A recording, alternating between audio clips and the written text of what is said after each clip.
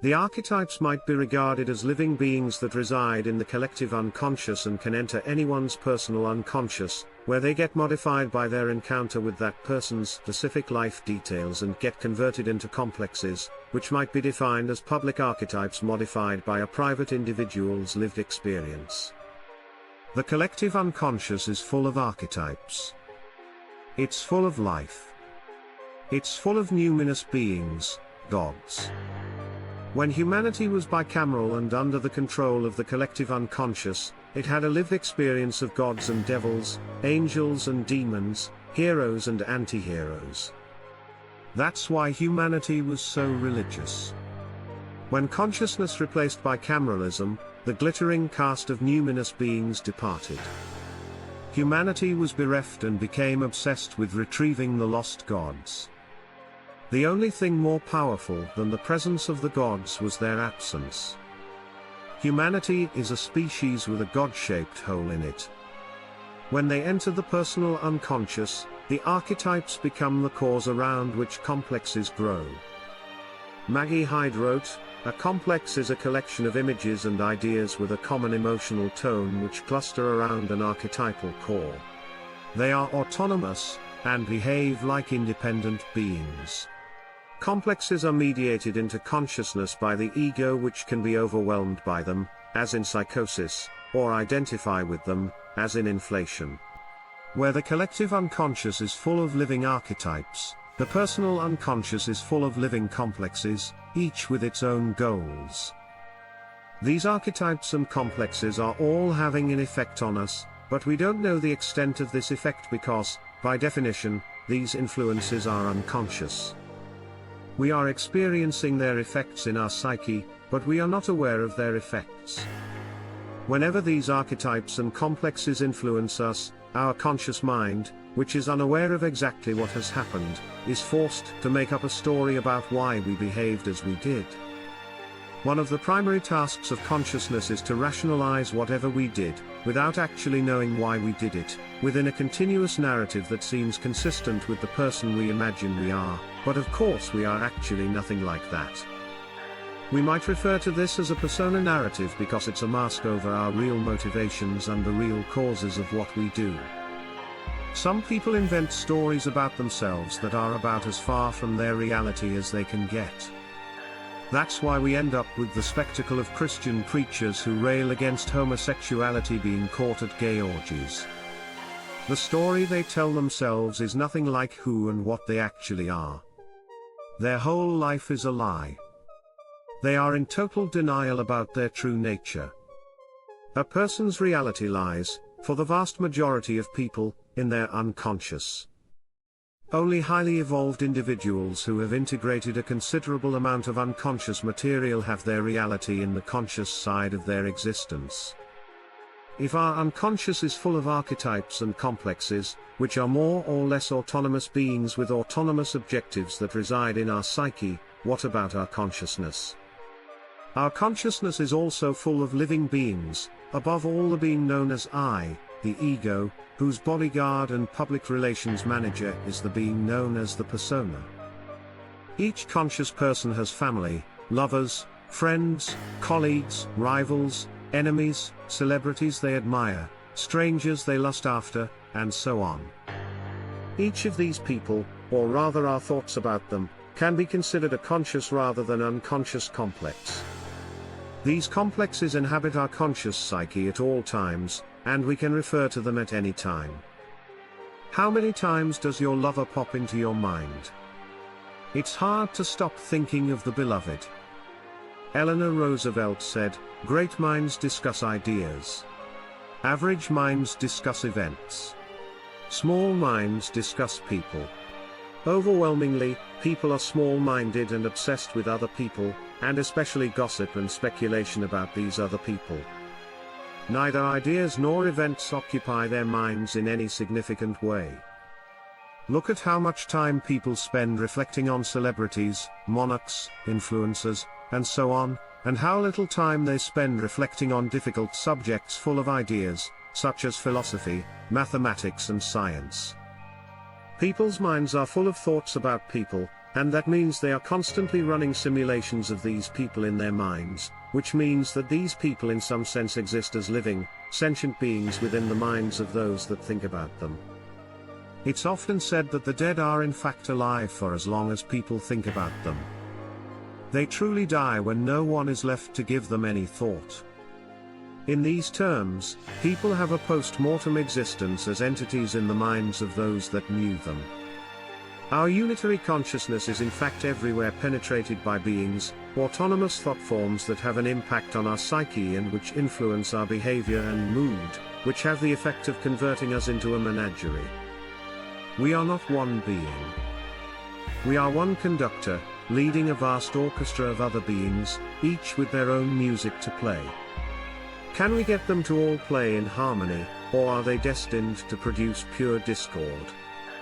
People suffering from dissociative identity disorder, DID, exhibit multiple personality disorder.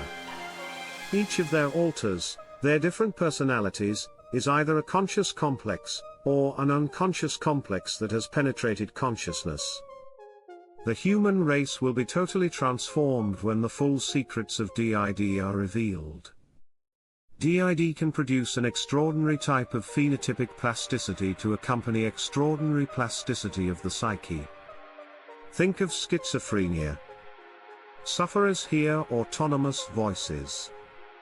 We can imagine that these voices belong to unconscious complexes that break through into consciousness and are perceived as alien beings talking to the schizophrenic.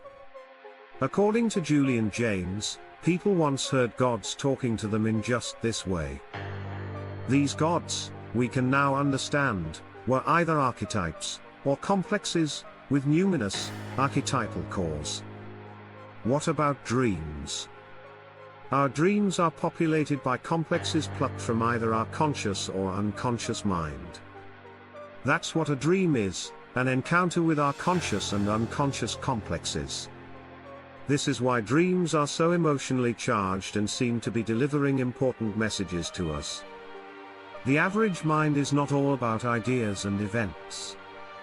It's all about people, about the average person's feelings and thoughts about people. The psyche, for most people, is wholly directed at people, and doesn't care about anything else. That's why it's so hard for intellectuals to gain any traction in this world.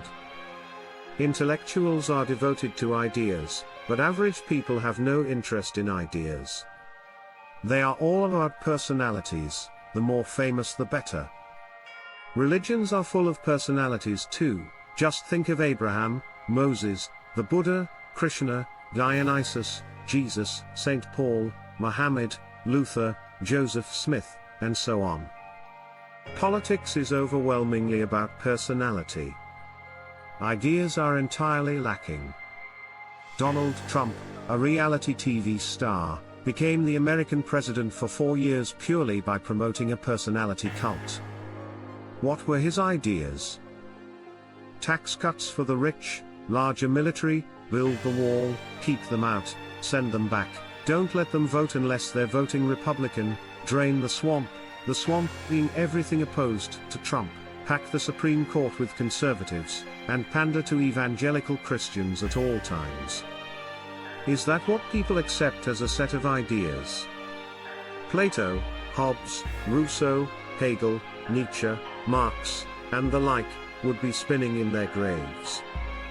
In conscious life, we deal with our conscious complexes, the people on our minds, occupying our thoughts, and we do so within the conventional framework of conscious narratization.